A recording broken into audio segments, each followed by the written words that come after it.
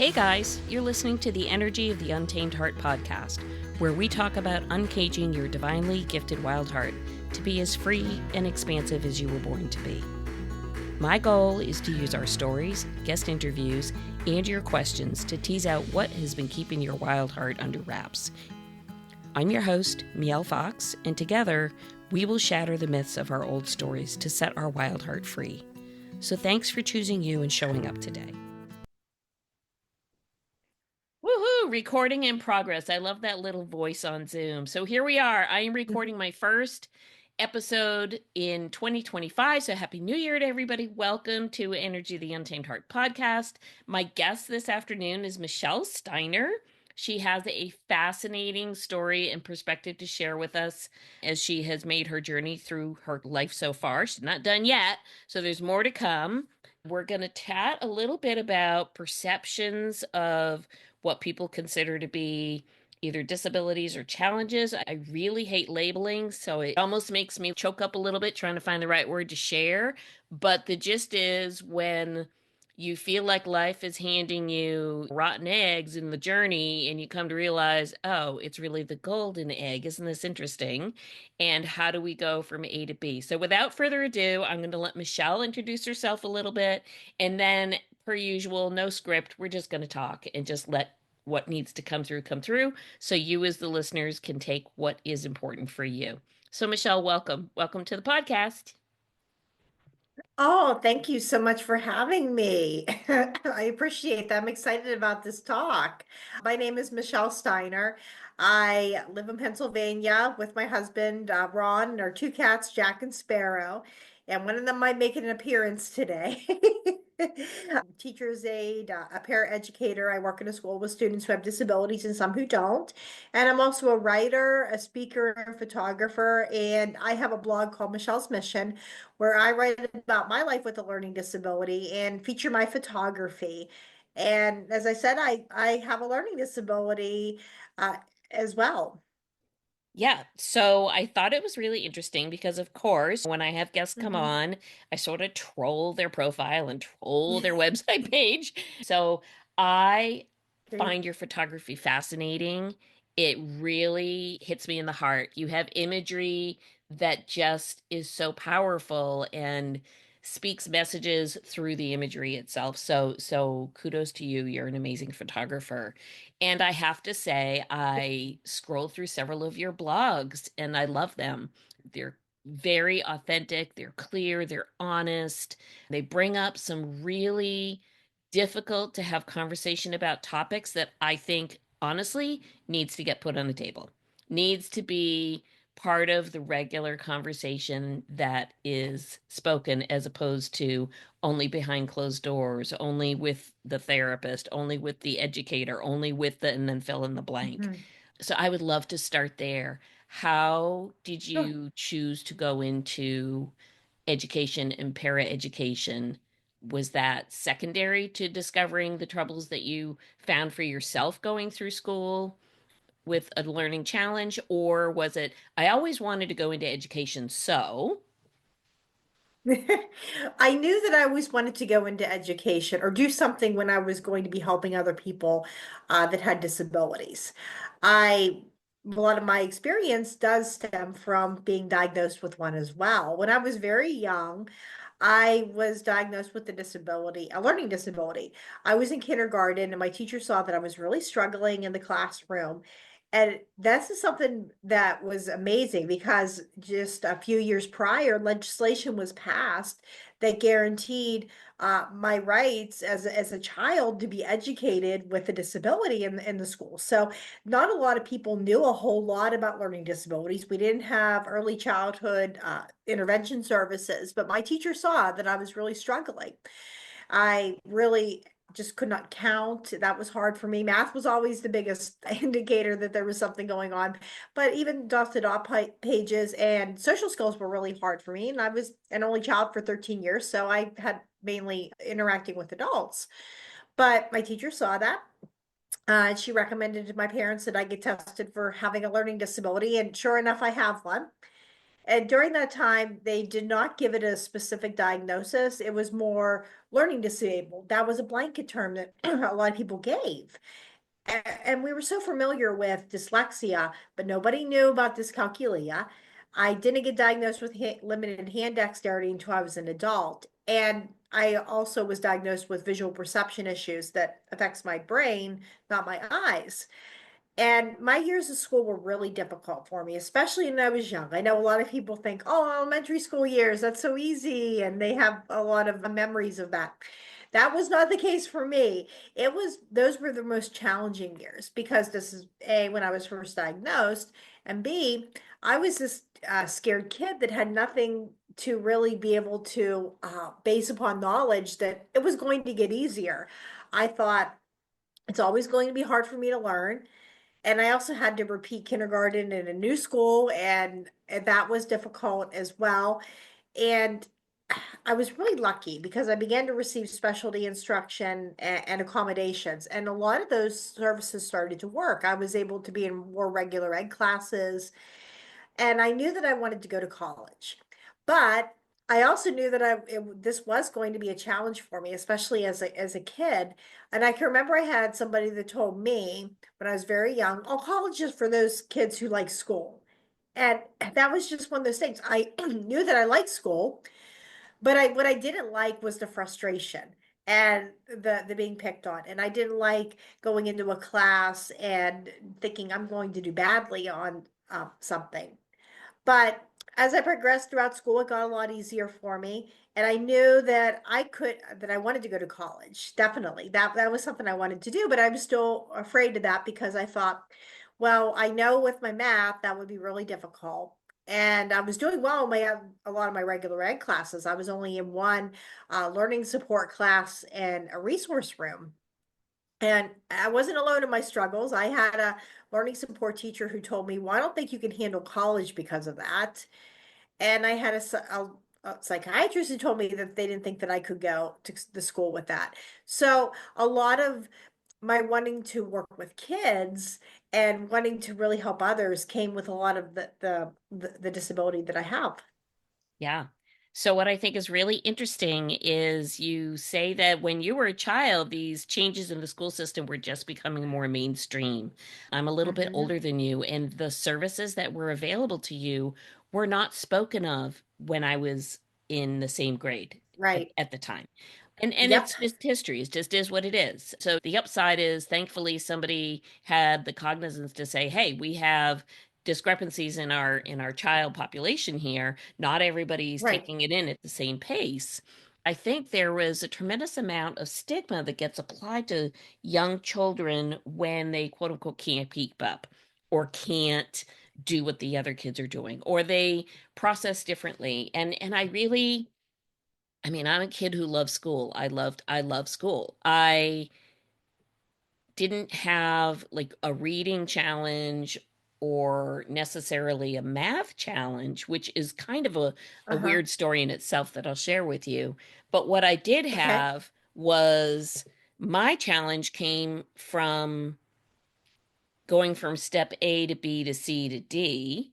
I would very often Okay. miss the middle and go to the end and then not have the capacity to describe how did I get there, which created its own set of challenges. So where am I going with the story is that I think sometimes for our children, and I'm hoping it's changed now. I'm so old that I'm way out of the school system at this point, but as humans, I really feel that we all learn and intake information very uniquely to who we are. And the difficulty when you see a lot of the mainstream education places, for the most part, not all, but for the most part, there's a cookbook. We're going to do it like this, and this is what we need, and this is Yep. what we're teaching, and this is what you're going to learn, and this is how you're going to learn it. And the piece that sort of gets left on the side is, well, that's all well and good, but what happens when you have that child who is quite bright, but doesn't learn the same way as the kid sitting next to him in the chair next door. And so now you run Exactly. into the not talked about stigmas of Why don't you understand how to do it this way? This is how we do it in school, and this is how it needs to be.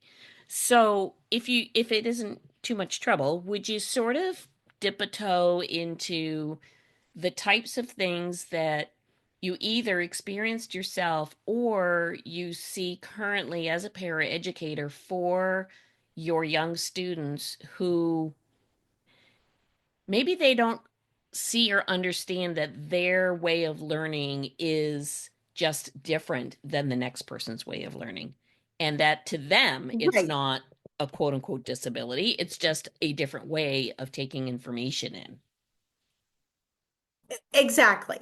I know whenever I was in school, I did have specialty instruction for a lot of years. And that is one of the things that really helped me, especially with math, because we tried doing a regular ed class and the teachers had no idea what to do with me in that. And I think that helped. But the classes I could go into a regular ed, I still received the support of having extended test time, having the test read aloud to me. And I think that was a little confusing, especially when I was younger, because I thought, well, I can read really well. Why do I have to have someone read a test to me?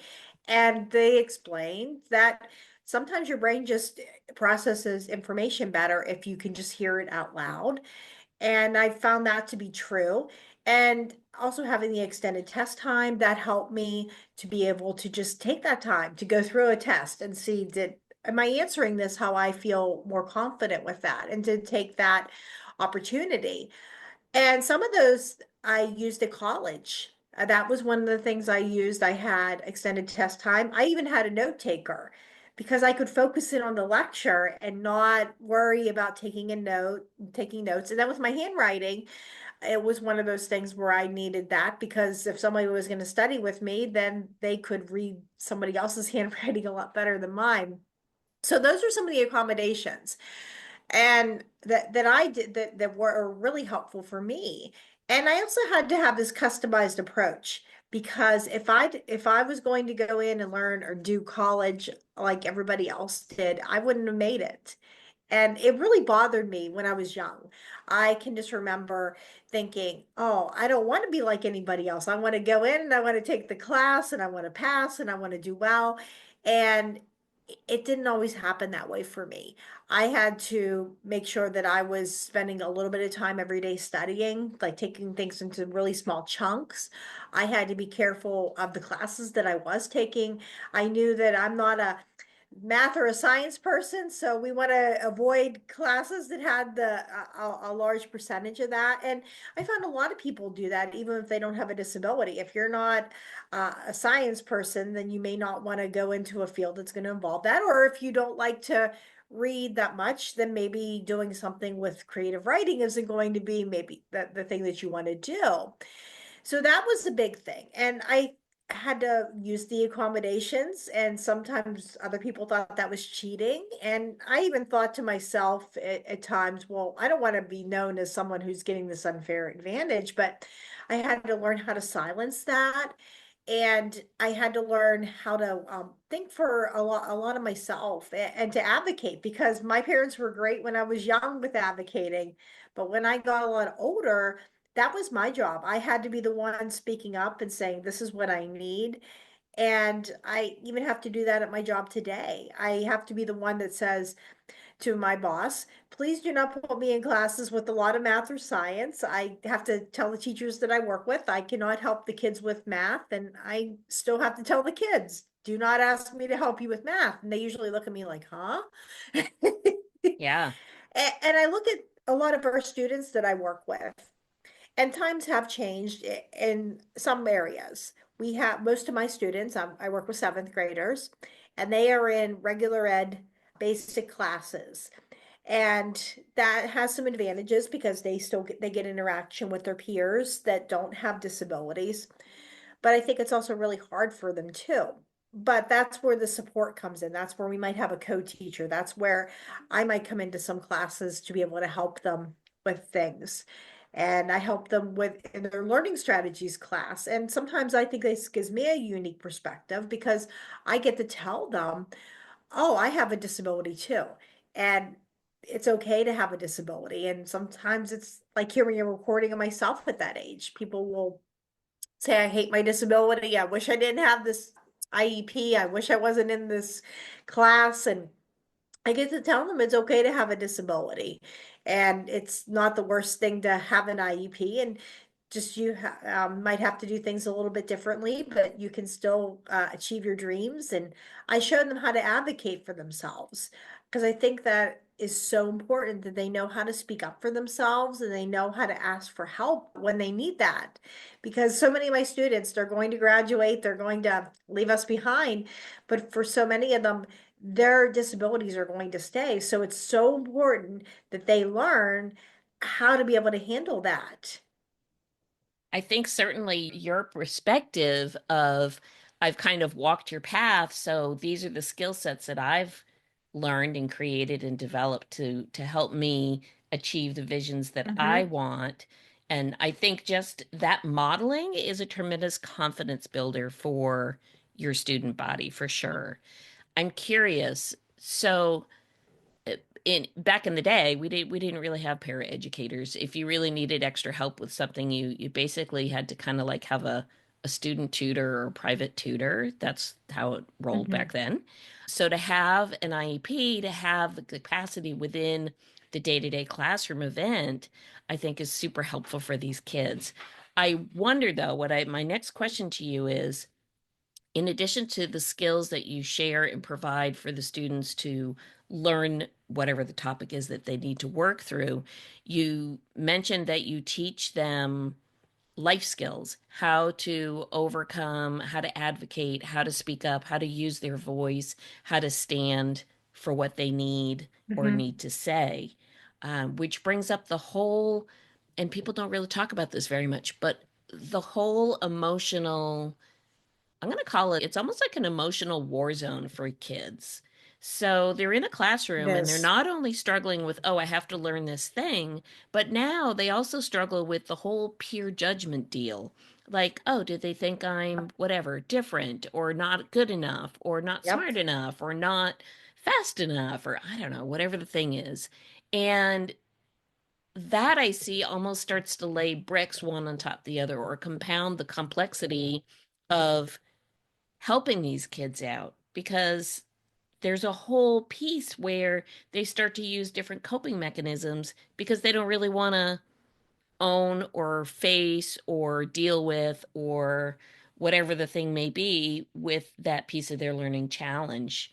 And I know in one of your blogs, don't ask me the title, I won't get it right, but you did mention in there where you spent quite a bit of time working through the frustration, the feeling of shame, the feeling of not enoughness, the feeling of all these things that I think society puts on us, whether it's said verbally or whether it's just implied, it's there, it's still there.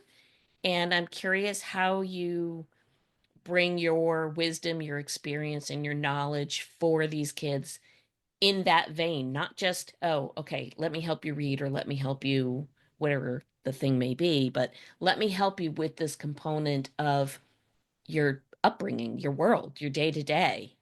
Right. Oh, definitely. Because one of the things with having the disability is I went through a lot of those emotions with that. Definitely not feeling like I was good enough, especially when I was a lot younger too. And it was tough. I went to a very small school district where everybody was close knit and they fit in if you were one of them. And I really wasn't one of them. And I stuck out like a sore thumb. And I went, it was the school was so small, I couldn't blend in.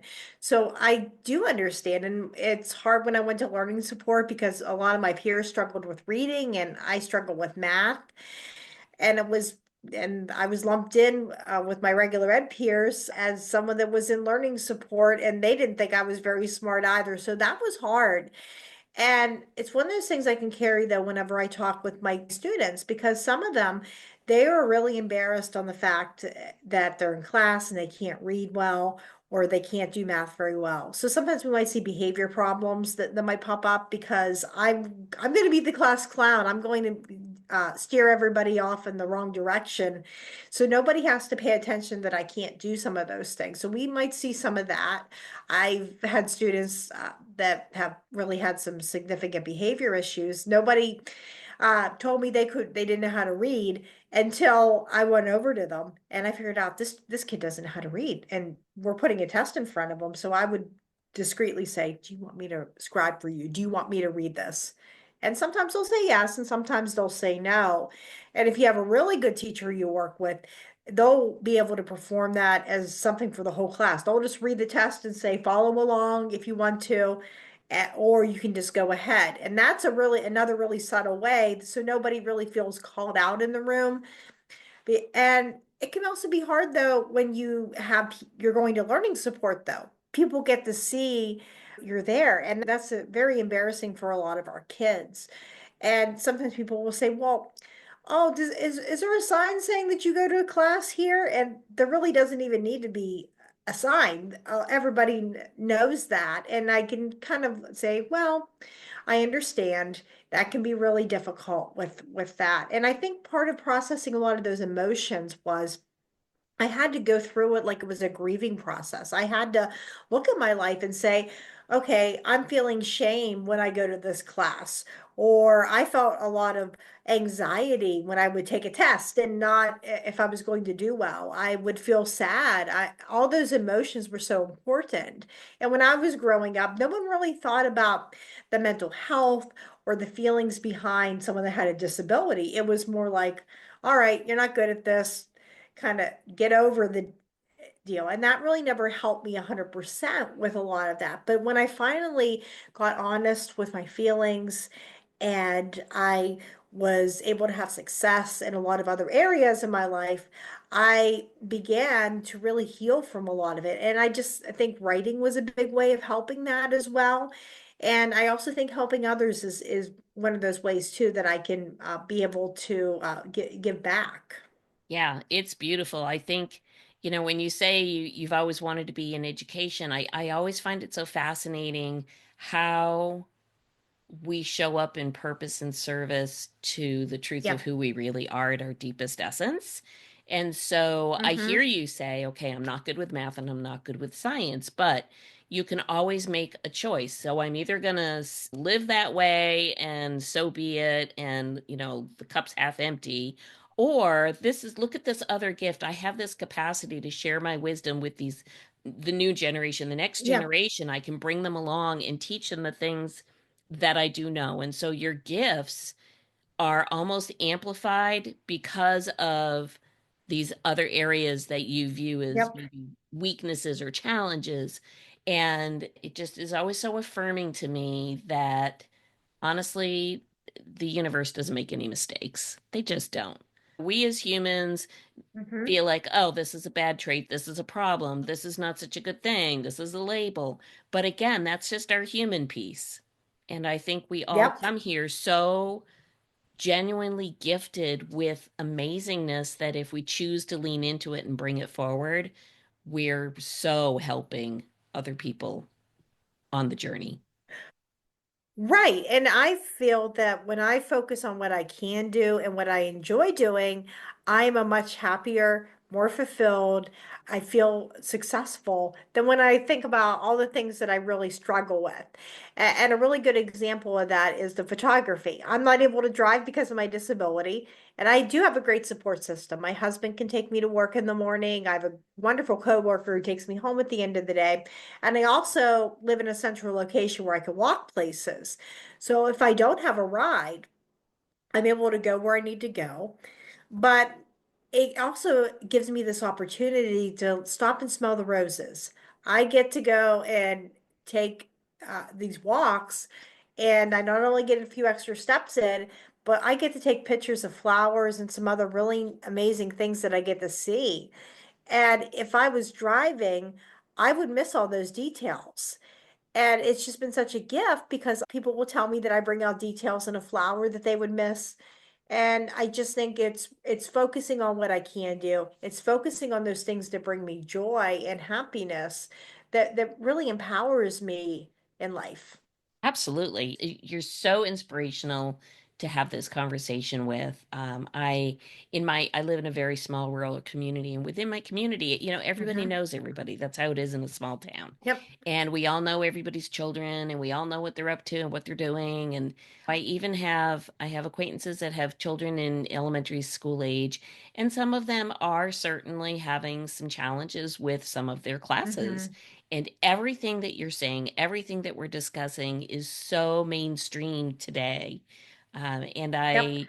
I think to myself, there's ups and downs to where we live currently in the world. We have amazing, advances in technology, in capacity to offer different learning modalities for kids that didn't exist, back in my day. So that's all really Hmm. great. But we also have the capacity to kind of sweep things under the rug a little more easily because you can hide behind the technology.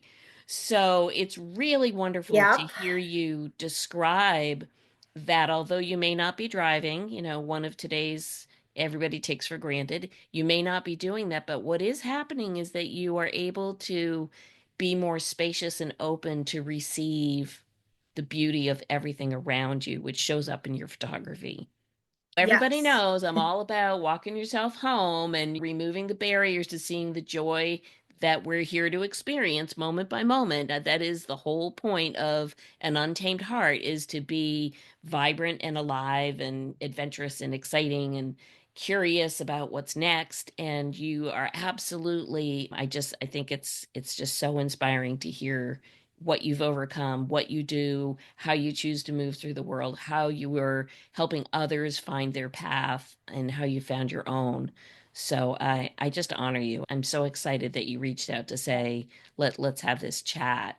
So tell our audience where they can find more about your mission, more about you, look at your photography. Where can they get a hold of you? Sure. You can find me at my blog, www.mrsmichellesmission.com. Wonderful. It's a beautiful website. I've been there and I've seen some of your photographs in on your timeline as well. So I know you're on the socials a little bit. Yes, And I am. I'm on Facebook and Instagram, so yes. yeah, beautiful pictures. Any last Thank you. things that you would love to share with the audience that maybe I haven't asked you, or if you had like a parting, these are my nuggets of wisdom I want to share. Sure. I would just love to tell everybody that success doesn't always come in the package you expect, but sometimes it comes in something even better. Oh my gosh, that is so perfect and so beautiful. And what a great way to wrap up this first podcast for 2025. Sometimes the wrapping and the gift are just so different than what you think. Michelle, thank you. Thank Yep. you for your time. Thank you for jumping on. Thank you for everything Thank that you you. do for our kids and for yourself. It's such a ripple effect in the world. It's so beautiful. Just keep doing you. I love it. Thank you. Thank you so much. Appreciate it.